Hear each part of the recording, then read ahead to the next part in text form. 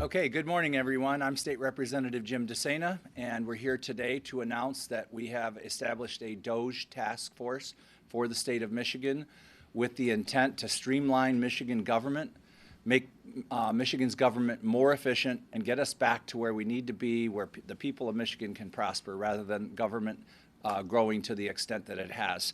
I'm very happy to have some of my colleagues here with me that have joined the task force. We have, I believe, 12 state representatives on the task force. And yesterday we had our first meeting. Obviously, we're focusing on waste, fraud, and abuse, especially zeroing in on Medicaid. We've had some research done that we have discussed where there's $1.8 billion in proven Medicaid fraud. And that's only with about 40% of Medicaid being verified, so that number could easily double with the rest of Medicaid being researched. We estimate that there are 12,000 millionaires on Medicaid in the state of Michigan. Based on Nexus Plexus, the state's provider that does this research, and based on bank account information that they've been able to research. So we're relying on their research for this. Going into other areas, we have a goal of a departmental reduction, and those numbers I can describe to you in greater detail, but we want to reduce the amount of departments in the state. Obviously, with this Medicaid fraud, it also carries over into SNAP benefits. So we have a lot of ineligible people on collecting SNAP benefits. When it comes to state government, we believe that a lot of the reduction in state costs for employees can be done through attrition, natural retirement. We need to shrink the size of state government. When you look at the run-up in the size of our budget over the last 8 years, roughly $30 billion in run-up of budgeting, with some of that being federal, some being state. We are a much larger state government, 50,000 employees with the state of Michigan, 180,000 employees if you include county and local employees that are supported by state programs. Obviously, this is a process. This is a goal in getting the data. So we are just at the beginning of this and trying to determine what departments can be made more efficient. How many employees, where are we employee heavy? One thing I would mention that came up in our meeting yesterday is for the first time in Michigan history, administrative costs in our education budget now, administrative salaries and benefits now outnumber instructional salaries and benefits overhead, so which it just shouldn't be. We should be focusing our resources on the classroom and on teachers, not on administrative costs. We're in a state where they're projecting 20% less high school graduates in the next 10 years. How is our state going to respond from an overhead standpoint to a loss of 20% of our high school graduates? I know if this were a business and they came to you and said, you're going to lose 20% of your customers, as a business, we would have to respond and say, okay, guys, we have to make some cuts. Otherwise, we're going to go bankrupt because we don't have a profit margin that will absorb a 20% loss of our customers, so as it relates to the educational arena. So there are lots of areas of our government that we believe are inefficient, wasteful. As you saw with the budget process, we have a lot of placeholders for employees that are never filled. We have, as we saw yesterday, we have work projects that the money is allocated and then the project just can't realize itself for various reasons, and so that money just sits. And so this DOGE process, yeah, come on up. This DOGE process will look at every facet of state government. How can we cut state government? We believe the catalyst for Michigan, the catalyst to get us back, is going to be a reduction in state government and at some point a return of resources to the taxpayer. We believe that Michiganders are overtaxed, both in income and in property taxes, and we believe we have to get to a fairer system where we look at our house and try to return value back to the taxpayer. So appreciate everybody coming this morning. That's the overview. That's the 40,000-foot view. And if anybody has any questions, we'll be happy to take them. Yeah, you spoke about reducing departments within state government. Do you have any in mind that you would like to get rid of right now? Or kind of what is the scope of the planning for reducing full departments? Yes, we would like to go from 18 down to 12. And the first one that comes off right off the bat would be to bring Eagle back into the DNR, and to eliminate Eagle and bring it back into the Department of Natural Resources. That's a logical combo. They were combined at one time and could be easily combined again.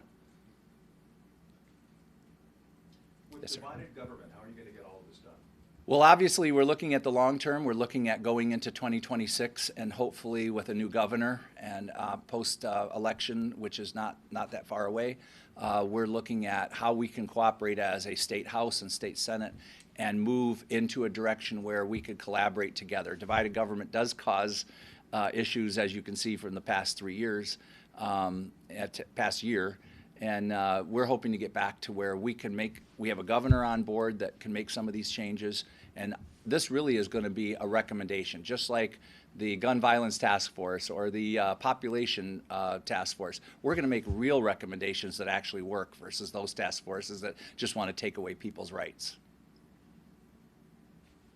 Yes, ma'am. As far as the process to get this established, was there, a connection with Department of Government Efficiency at the federal level? Or do you know of other states that are kind of forming their own, version of DOGE? I just kind of want to know how this kind of came to fruition. No connection with the federal, I can tell you that, but we've had a lot of connection with the state of Ohio. The state of Ohio has a DOGE effort going on, and they also have been looking really closely at their Medicaid budgeting and fraud and their SNAP benefit fraud. I know yesterday in our meeting we talked about our error rate for SNAP, and we are above the federal guidelines in our error rate, and we're going to have to be paying out $300 to $400 million next year if we don't get that error rate down to where the federal government has targeted that each state has to be. So and to answer that question specifically, I would say Ohio has been kind of our best guideline to what we can do here in Michigan. Yes, sir. Those cuts that were announced last night, is that kind of like a kickoff for this in your mind? I'd say they're not really related, but we're going to be looking at a much bigger picture. That those were just all unrealized work projects. We're going to be looking at everything. We need to look, honestly, we need to look at our school districts. How are we going to have the same amount of bricks and mortar, the same amount of overhead in our school districts with 20% less customers?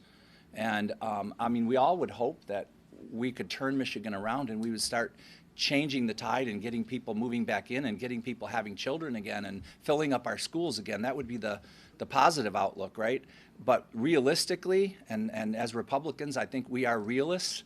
We are going to have to adjust the size of government to our population, to our student base, to our tax base. We've overtaxed Michiganders. We've taken too much money from them, and any effort that we undertake with making government more efficient has to be passed back to the taxpayer, I believe. Yes, sir. Just wanted to clarify, you're saying that in K-12 districts, administrative labor costs are higher than teachers and Correct. parapros, other staff? And if so, can you point to some data or a study? We Yeah, can get you that data. I can get you For the that first data. time? You mind? You go ahead. Go right ahead. Last year, for the first time, administrative costs, non-teachers, employees in the state of Michigan public school system was greater than the cost for the teachers. We can absolutely get you the data that demonstrates that. Thank you, James. I'm sorry.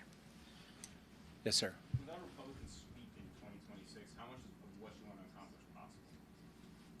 I would believe that nearly all of it would be possible because we just go back 8 years. When we had to, you go back 16 years, we had to make government more efficient because the state was really in bad financial shape.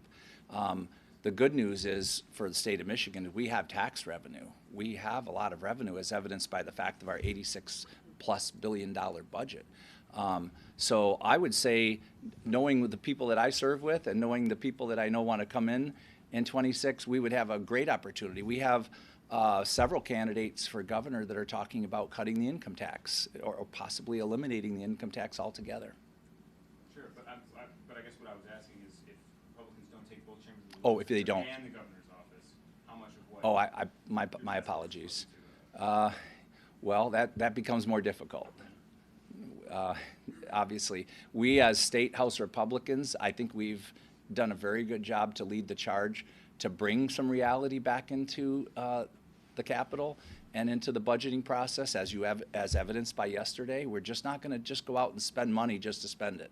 It's got to have a reason. It's got to have a benefit to the people.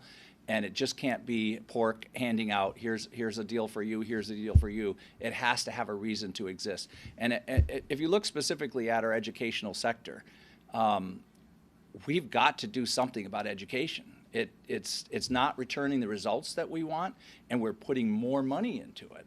It just, in a business, you wouldn't do that. You wouldn't reward your most inefficient part of your business with, you wouldn't give those people raises, certainly, right? If that would be, you would look and say, we've got to cut back here because you guys are not efficient. Yes? You said you wanted to take the state departments from 18 to 12. Besides Eagle, which ones are you guys looking at? Well, so we've had to take a strong look at HHS, but I believe we've got a Department of Civil Rights that really could be rolled back into, at one time it was within another department. We've got, HHS is the monolithic, big, I mean, people even talked about HHS being too large.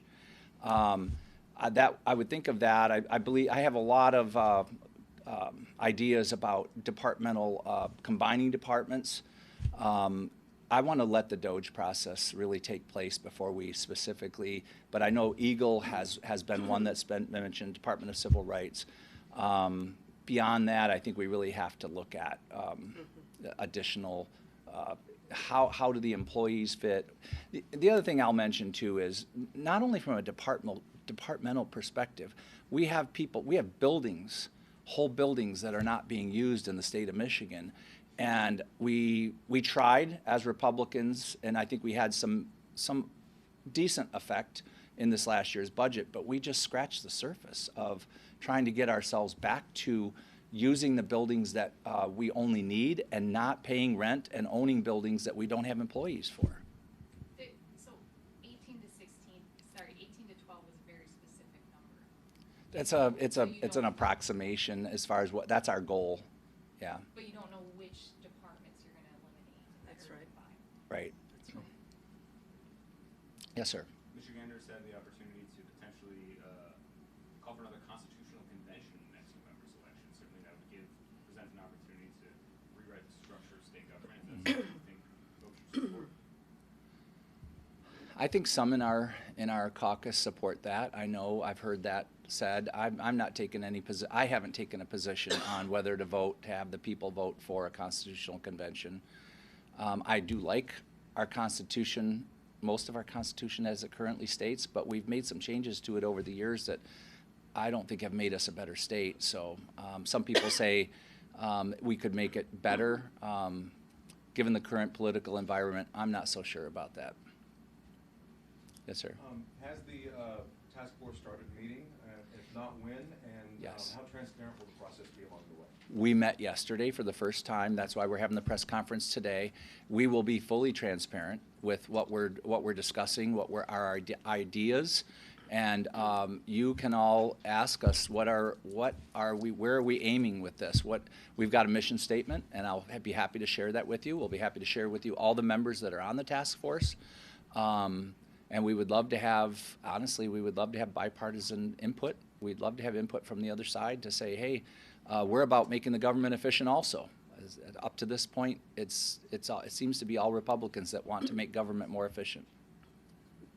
DOGE at the federal level made cuts across federal departments without legislative oversight or review. Do you think that you'd like to see a similar approach adopted at the state level? So could you restate that again? I missed the first part.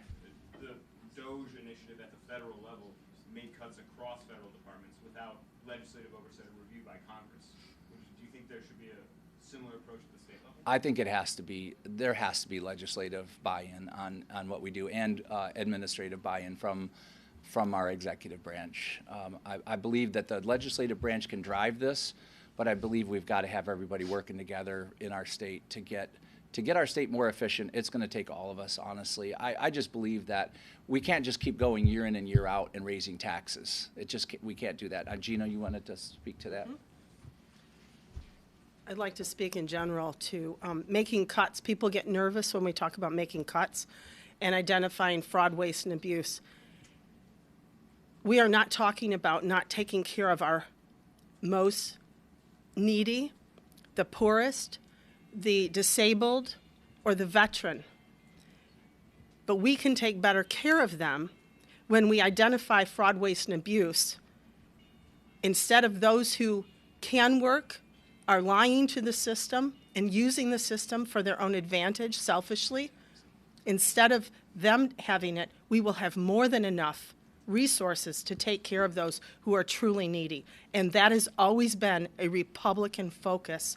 Charitable efforts, partnering with great charities in the community that do an awesome job, an outstanding job, an efficient job of taking care of those who truly need it. We want more than enough resources to go to those who are truly needy. Again, the veterans, the disabled, the truly poor and cannot provide for themselves. We will have more than enough resources for that. We won't have to argue through that whole process, Democrat or Republican, when we identify the fraud, waste, and abuse and get the efficiencies back into the right departments. Thank you. Thank you, Gina. Just to reiterate Gina's point, I mean, one of the biggest reasons we're doing this is to be able to focus our resources on those that truly need it. Yesterday, I was just struck by the fact when we were looking at the stats, and I saw 36 people on Medicaid with $100,000 in the bank. $1 million and cash on hand in the bank. And the number that I gave you that expands that with the $100,000 in the bank, that's a net worth millionaire. And we know the names, right? We know the names of the people. And as a state, we can't break through and go and bring our department back to only those that need it. Up people that are on our rolls that do not need the benefits, but it's the waste, fraud, and abuse that we're all here talking about. And up to this point, we in the legislature have been talking about it, but it's going to take a lot more effort, and it's going to take a task force to come out with this.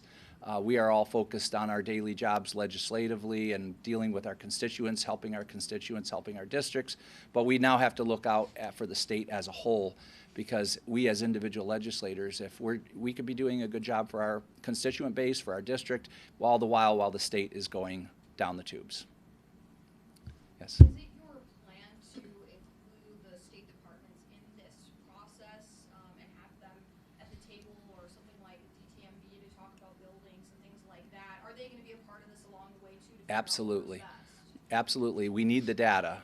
So we're going to need the data. We're going to need their cooperation to get the overhead data, the payments. We're going to have to dive into this economically, and so we're going to need their buy-in. Now, in the budget process, the department heads are in it on all of the meetings about the budget. The department heads sit in on those, so I think they're key to be able to say, hey, this is where I think we could cut back, and it's hard because when you just look at a business situation, when you go to one of your department heads and say, I need you to cut back your department 10%, and they're like, oh, I don't know where I can cut.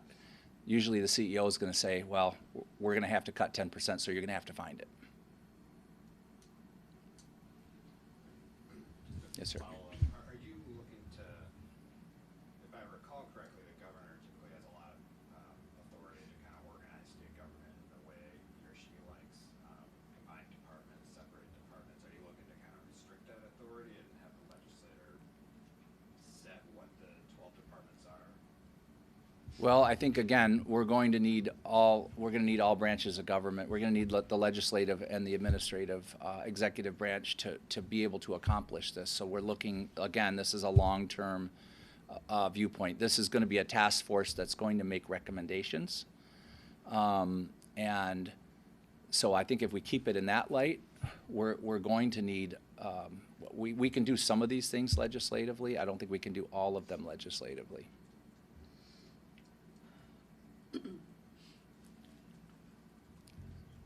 Well, thank you, everyone. Thank you for coming this morning, and we'll be available afterwards for any questions. Thank you so much. Thanks for coming, guys. Good job.